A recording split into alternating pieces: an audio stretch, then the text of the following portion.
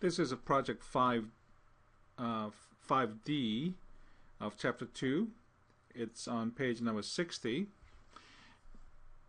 And this is going to show you how to use a function key, which is F4, to put the dollar signs or the anchor character. So this table will generate kind of a schedule in terms of a percentage, the rate, and the dollar amount. So you can start with just one cell. So put the equal sign, and then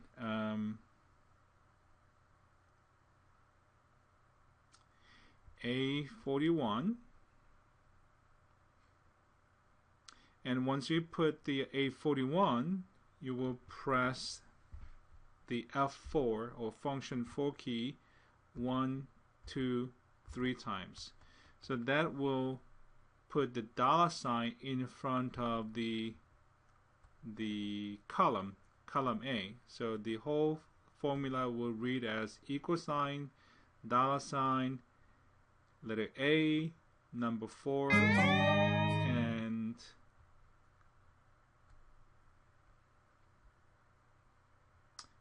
I'm not sure what happened, but I was holding down the control key too long.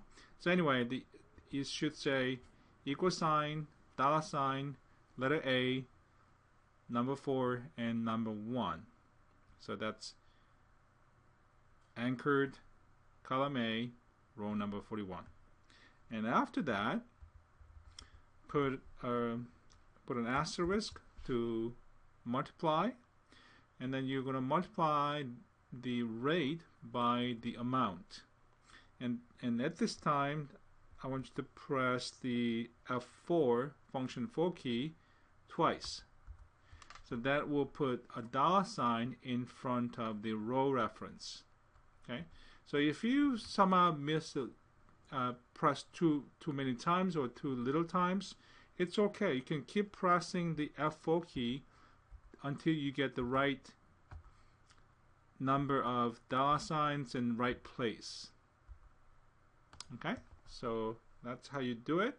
And then hit the enter key, and let's say $1,000 with a 5%, and that's the interest rate. Well, that makes sense. Let's say that's interest rate is annual rate. So if you lend $1,000 with 5%, you got $50 just for the interest. All right, so we're gonna just do the autofill, and let's say for $5,000 you get $250. All right, so still I highlight those, I select all those first row of the interest, and then I do the okay, I'm not sure what's going on here, keep popping up. Alright, so I want to ignore you for until I finish this video. So again, I highlight that first row and then do the autofill. And voila. So you can have potentially, I don't know, many rows and columns. It would not take a whole lot of time to create a schedule like that, because we use the combination. So we anchor the the column, but we let the row to change, and we anchored this time